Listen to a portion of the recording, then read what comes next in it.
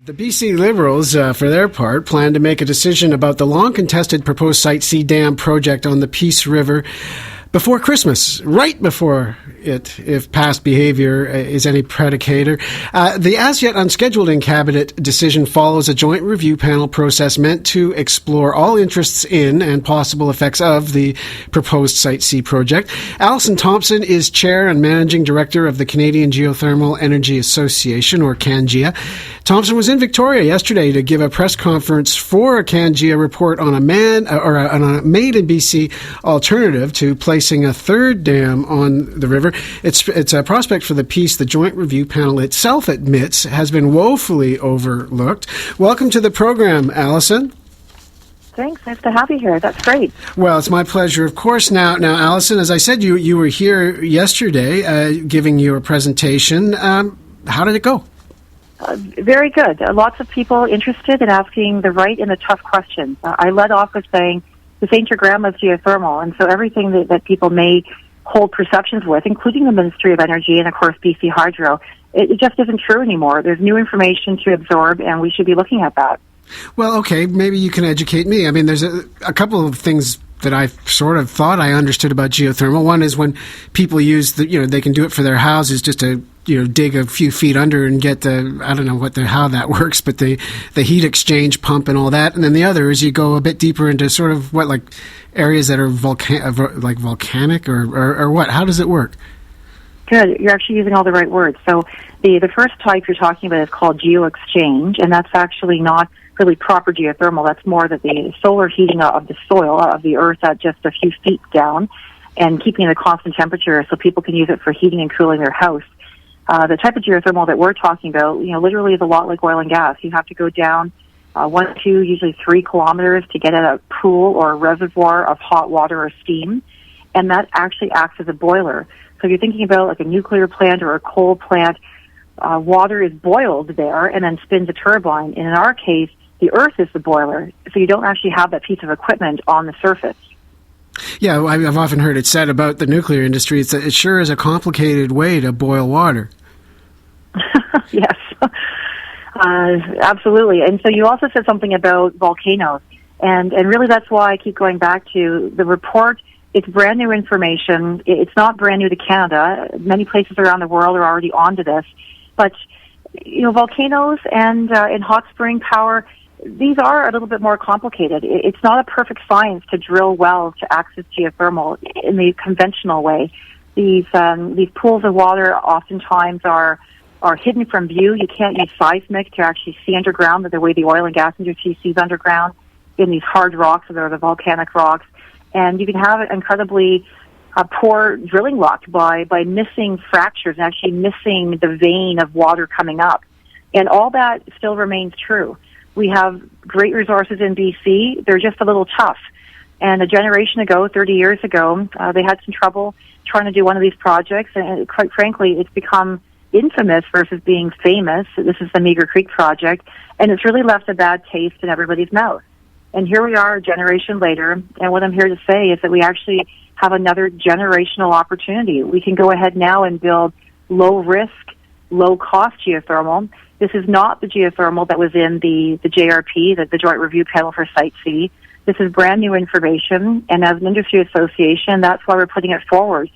We're certainly not denouncing the other types of geothermal. I'm going to call those conventional geothermal, but this is unconventional geothermal. And other countries are doing it already. And the oil and gas business in British Columbia has inadvertently, but very conveniently, already found it. We used 75,000 data points for our mapping exercise. This is all publicly available data from the Ministry of Energy itself, so from Bill Bennett's ministry itself, at least his previous one, the Petroleum Resources Ministry. And what you do is oil and gas doesn't need the water, and so they discard it, and of course they keep going to get their gas. But that's left us with a very rich compendium of data. We know where it is, how deep it is, how hot it is, what the flow rate is. It's already been discovered and confirmed. Well, that sounds interesting, and the marriage between the oil and gas industry and the drilling industry and the geothermal prospects is also an interesting one. Well, the risks of oil and gas industry. I mean, maybe not all of them are apparent to the layperson, but a lot of them are. And carbon dioxide being just one of them, of course, in the overarching scheme of things. But in things like nuclear or hydropower, the environmental risks and the toll that those industries take on the environment is a little less obvious. But what about your industry? Now, what is when you say there's less risks with this next generation of geothermal, what are the risks of the I'll call it the first generation geothermal as compared to this second generation that you mentioned? Sure, and I'm going to steal your word, Chris, and start saying next generation. I knew you would. Amazing. That's me. I'm the coiner, man. So let's just address this next generation stuff. I mean, this is an ocean of underground water, and absolutely, to make anything renewable, you need to put the water back in and then bring it back up again to use it. So these binary power plants, the water in the pipes actually never get exposed to the atmosphere whatsoever.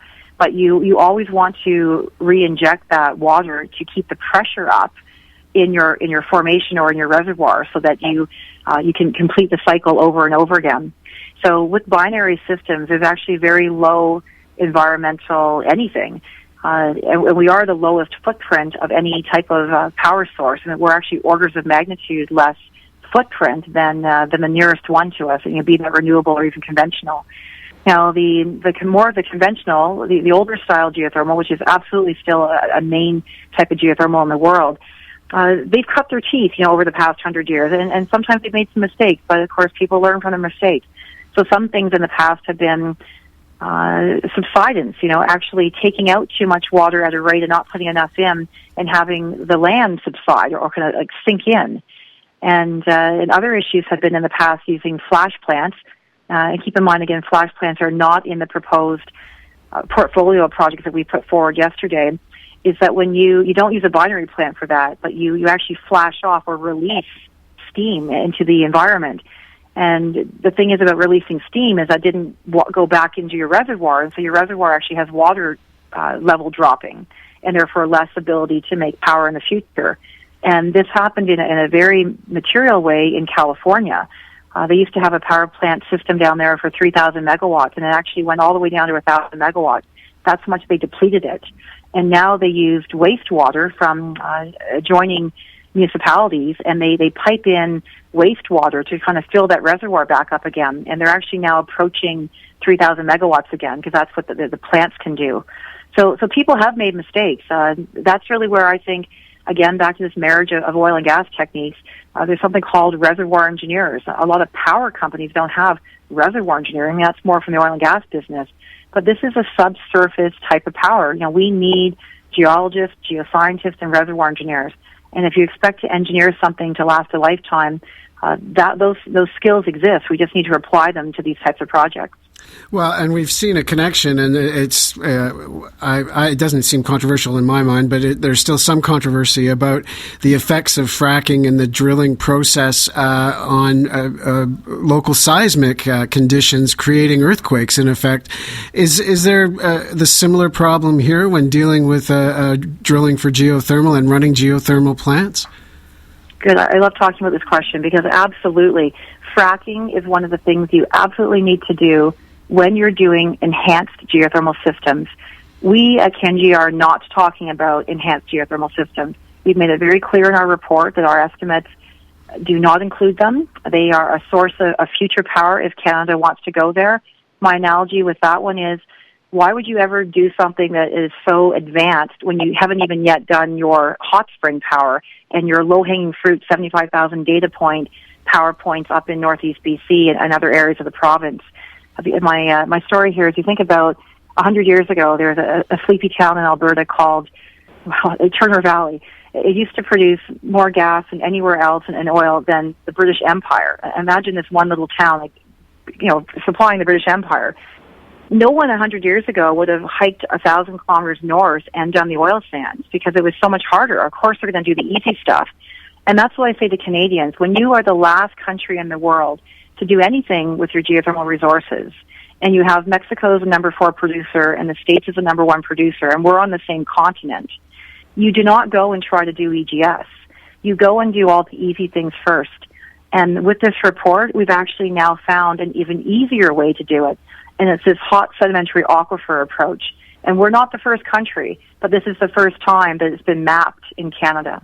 Well, if you've just tuned in, you're listening to Gorilla Radio. I'm speaking today with Alison Thompson, and she's the chair and managing director of the Canadian Geothermal Energy Association, or CanGEA, CanGEA.ca, if you want to look it up on the internet. She was just in Victoria giving a press conference trying to make the points that the joint review panel on the proposed Site C mega dam in the Peace Valley should have heard but didn't hear. Now, Alison, can you give us the lowdown now on the relationship between your industry and the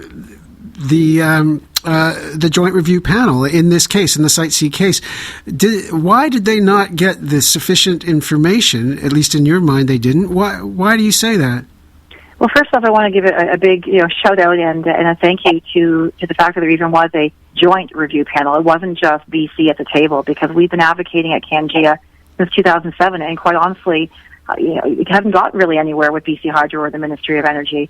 And then in comes an independent chair and his team, and the federal government were at the table as well, and they heard all this with a fresh perspective, and also with recognition that this happens in, again, 25 other countries around the world. And they looked at our information and said some wonderful things about, hey, for the past 30 years, you could have let this opportunity squander. And by the way, all this mapping that CanGEA is doing, I mean, they use the word, maybe you should be paying for it, BC, and yet they're not. And why wasn't it available? I mean, ironically, some of the data that we were waiting for was actually being held up by BC Hydro, of all people, and we finally did get the data, but it did delay the project a little bit. But it's really clear to me that we need to say, we started mapping Alberta actually a few years ago, and BC was next. Our mapping exercise had nothing to do with Site C. Site C just came up in the middle of all this, and of course created new meaning and urgency for what we were doing. And so we missed the December deadline of having the actual results prepared. My testimony in December, though, we absolutely showed a map of Alberta, because that was done, and saying, well, the border of Alberta and BC are touch each other, and therefore you can kind of see what we should expect in BC, and I think that was enough to show to the panel that there's a next generation of geothermal. It's real, it's low cost. When you take a favorable portfolio of projects, and not the ones that were presented by BC Hydro, you can come up with very different numbers. BC Hydro's portfolio said geothermal would be $127 a megawatt hour average. Our favorable portfolio is $73 a megawatt hour, which is a full $10 below Site C. And capital costs, we are $3.3 billion to build out that $73 a megawatt hour to the power, and they come in at $7.9 billion. So we're less than half the cost and $10 a megawatt hour cheaper. And what about Alison's siting? I mean, the reason the Site C dam is where the Site C is because the nature of the river and the valleys that can serve as the reservoir. But it doesn't mean that the power necessarily has to be generated there. Much of it's not going to be used there ultimately anyway. How do you compare it with your projects for the amount of power that the Site C is expected or hoped to produce, and transporting that power to where it presumably will be used? Right, and Chris, I'm going to encourage you to actually think of it the other way around, which is even more interesting, because one of our key findings is, first of all, you may not even want to build that much, either Site C or geothermal. And so at least with geothermal, it's modular. You can deploy it when you need it. You can deploy it where you need it, because, of course, it's spread right around the province. And here's the best part. There are, again, in our words, favorable, let's call that strategic locations of geothermal. I'll give you 3 examples today that actually save billions of dollars in transmission, that even if Site C goes ahead, that hydro has to still build. So we're talking now about doing something for less than Site C, and also then saving even more billions of dollars by not having to build other transmission lines in the province, by putting baseload geothermal, which has a higher uptime than even hydro, in the provincial areas that need it the most. And so here are my examples. Valemont, BC, has a permanent geothermal project with community support and First Nations support. It is at the end of a transmission line that frequently experiences brownouts, has a town of stunted economic growth because they can't attract anything new in. Putting a baseload geothermal power plant right there shores up that transmission line, so a parallel one does not need to be built at all, as well as provides economic stimulus to the area. Number two, we just talked about Northeast BC. Why not electrify that area? They're talking now about a $1 billion Northeast transmission line. Why? Why would you bother if you have actually baseload power in the area? That's renewable. I've heard people say, oh, let's just build natural gas power plants. Okay, absolutely viable, but why would you build natural gas power plants when you can have true renewable? Keep in mind, we're even more clean than the hydro dam. We're renewable energy, not just clean energy. Number three, and this is my last point, Terrace, BC, another permanent project with actual First Nations equity in a project. There's a proposed transmission line from Terrace to Prince Rupert, $0.75 billion. Doesn't need to be built or can be deferred or delayed at least if you put a geothermal baseload power plant there. So we're talking about strategically moving power around the system and building it when you need it, where you need it, and actually with methodology to save even more money on transmission. Chris, you presented the question to me about what would it cost to do transmission. I'm giving you another answer saying, in fact, you could be saving money on transmission. Yeah, and this is sort of what I'm trying to get at, is this localized aspect of it. People, especially in British Columbia, were often presented with hydropower as the clean alternative, and I guess this is mostly a nod to CO2 transmission emissions. But what isn't considered is, of course, the vast amounts of land that have to be flooded and that are taken out. All the forests and everything that are taken out of the carbon cycle. The millions of trees that are cut down for these transmission lines. I mean, this, and of course, the huge costs environmentally of construction. I mean, this is not such a clean prospect after all, is it? Well, I mean, internationally, renewable energy has a definition, and internationally, large-scale hydroelectric are excluded from being called renewable. So clean is an adjective that's been chosen by the government. It doesn't actually mean anything. Mm-hmm. Well, and what about the carbon offsets that your system, that geothermal offers? I mean, you're not going to be emitting anywhere near the same kinds of carbon as other competing power sources. Are you set up to provide carbon credits or some other alternative wealth generating model? Well, I mean, that's a really extra piece of monetary value we didn't even model, given that BC itself, or even Canada, doesn't really have a big CO2 trading program, although we understand federally and even Alberta that is expected to be coming soon. So one of the things you want to do right away is, if you are able to export, if you have excess geothermal, let's send it to Alberta and clean up their act. I mean, they obviously have a local kind of carbon price, $15 a ton they put on it. I would think that some of the American states still have an appetite for truly green power, and we're set up to be in an export situation with them as well. So there's absolutely an extra monetary value there that we didn't want to say too much about in the report, given that these active carbon markets don't yet exist in BC. Well, Alison, now everything sounds great. It's a more localized. It has a smaller eco footprint. First Nations, as you mentioned, in some of these jurisdictions, at least, are on board. Communities are on board with it. Everybody feels good about this, I think, for the most part, and yet not everybody. Why is this? Why is it not happening? What is the stumbling block here? Well, there's a real roadblock at the regulatory level. So we actually now have two ministries, the Ministry of Natural Gas and the Ministry of Energy and Mines, to go through to get permits. It's not at all coordinated with the calls for power from BC Hydro, even though that particular Crown Corporation reports to one of the ministries we have to go through.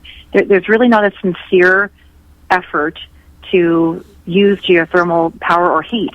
Other countries that are leaders in this, and again, 25 countries and counting, have an approach, much like BC has paved the way for LNG. They've created a whole new ministry for them. They've created public hearings and panels and really helped them get that industry moving in the right direction.